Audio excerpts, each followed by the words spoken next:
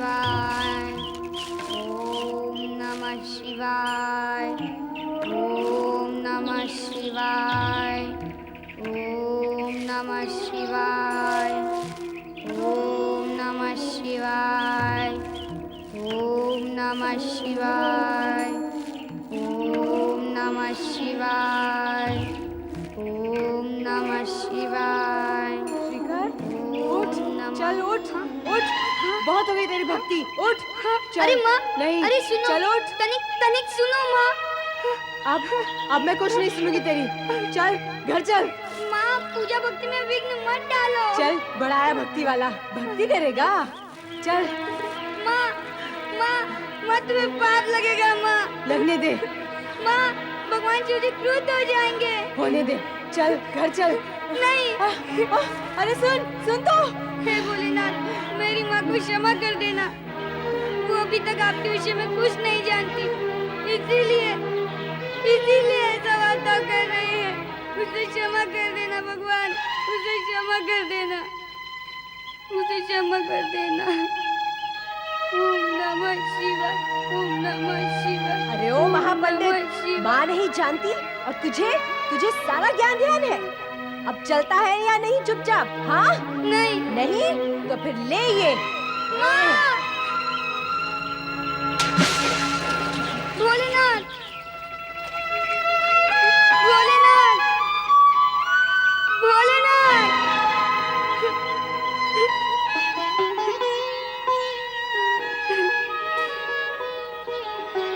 हे भोलेनाथ, मेरी माँ का अपराध क्षमा कर देना, उसे क्षमा कर देना प्रभु। तू नहीं चलेगा? नहीं, नहीं? नहीं, मैं भगवान शिव को प्रसन्न किए बिना नहीं आऊंगा। ओम नमः शिवाय। ओम नमः शिवाय। ओम नमः शिवाय। ओम नमः शिवाय। ओम नमः शिवाय। ओम नमः शिवाय। ओम नमः शिवाय। ओम नमः शिवाय। भोलेनाथ।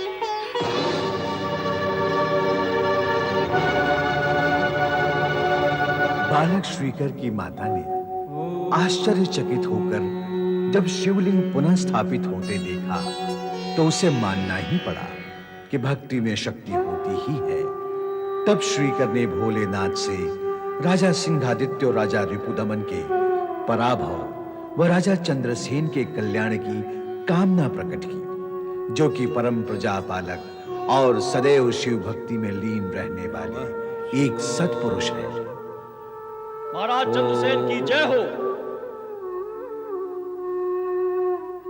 महाराज, राजा सिंहदित्य और राजा रिपुदमन ने हमारी उज्जैन नगरी को चारों तरफ से घेर लिया है। हमारे सेनापति सेना के साथ उनका सामना कर रहे हैं महाराज।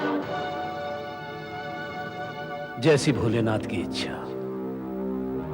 ओम नमः शिवाय। ओम नमः शिवाय। ओम नमः शिवाय।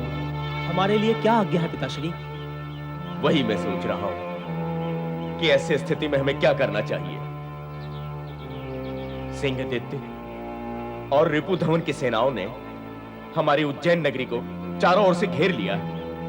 वे नगर पर आक्रमण कर राजा चंद्रसेन को बंदी बनाकर यहाँ अपना अधिकार स्थापित करना चाहते हैं। हम ऐसा नहीं होने देंगे। हम शत्रु से युद्ध करेंगे।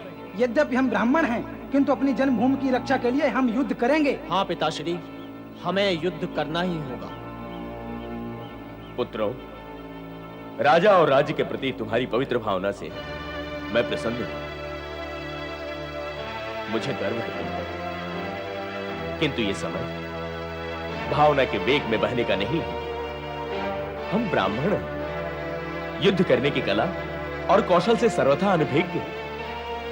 अस्त्र शस्त्र हम चलाना नहीं जानते हैं। ऐसी स्थिति में युद्ध का विचार आत्महत्या के समान है। तो फिर हमें क्या करना चाहिए? करना तो राजा चंद्रसेन को था। उन्हें क्या करना था? युद्ध करना चाहिए था, किंतु वे तो इस विकट स्थिति में भी शिव आराधना में बैठे हैं। पुत्र देवप्रिय, शिव की आराधना में बैठना क्या अनुचित है? इस समय, इस घोर संकट के समय, ऐसे समय जब राज्य को शत्रुओं ने चारों ओर से घेर लिया है, किसी भी समय आक्रमण हो सकता है।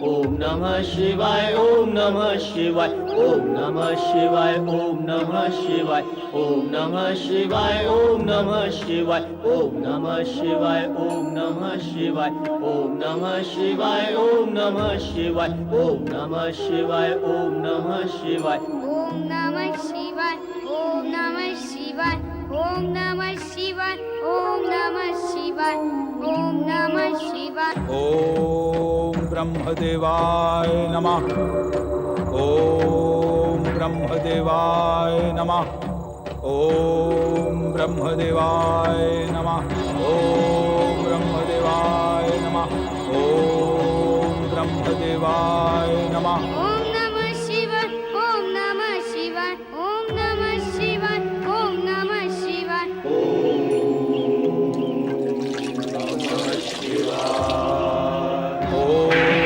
ब्रह्मदेवाय नमः। ओम ब्रह्मदेवाय नमः। ओम ब्रह्मदेवाय नमः। ओम ब्रह्मदेवाय नमः। ओम ब्रह्मदेवाय नमः। ओम नमः शिवाय, ओम नमः शिवाय, ओम नमः शिवाय, ओम नमः शिवाय, ओम नमः शिवाय, ओम नमः शिवाय। ओम नमः शिवाय, ओम नमः शिवाय, ओम नमः क्या होगा मेरी बेटी श्रीकर का? न जाने भगवान कब दर्शन देंगे। शिवाय। ओम ब्रह्मदेवाय नमः। ओम ब्रह्मदेवाय नमः। दूषण, ओम ब्रह्मदेवाय। हे दूषण, नेत्र खोलो।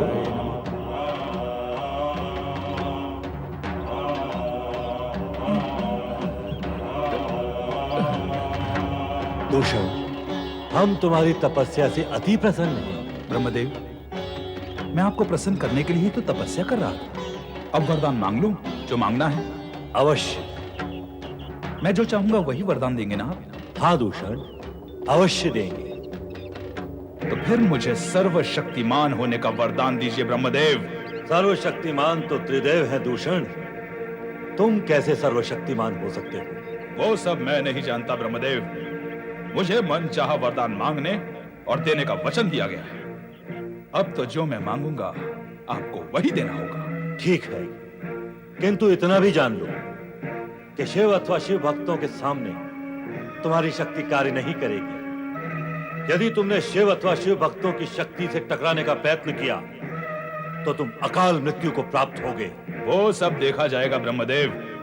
आप वरदान तो दें कि मैं सर्वशक्तिमान हूं। कहा है तो वरदान अवश्य मिलेगा, किंतु मैं तुम्हें पुनः सावधान करना चाहता हूं कि इस वरदान का दुरुपयोग मत करना। ब्रह्मदेव, दुरुपयोग और सदुपयोग ज्ञानी ध्यानियों की भाषा है।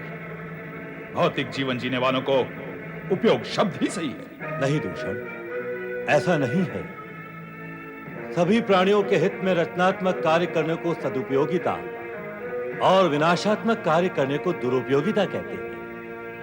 सदुपयोगी कार्य करने से जीवन सफल हो जाता है और दुरुपयोगी कार्य करने से जीवन की दुर्गति हो जाती है। ब्रह्मदेव, मैं यहाँ वरदान लेने आया हूँ और आप वरदान देने आए हैं।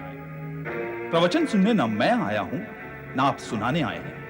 और ये जो आप रचनात्मक कार्य और सदुपयोगिता की चर्चा कर रहे हैं, इसके लिए आप देवगण हैं तो रचनात्मक कार्य के अतिरिक्त आपको करना ही क्या है?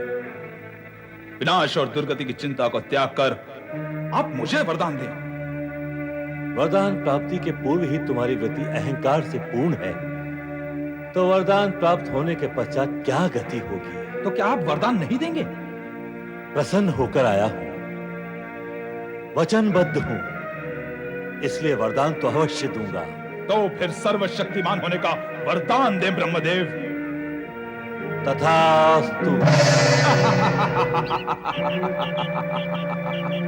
सर्वशक्तिमान होने के पश्चात अब शिव और शिव भक्त मेरे सम्मुख कहां टिक पाएंगे?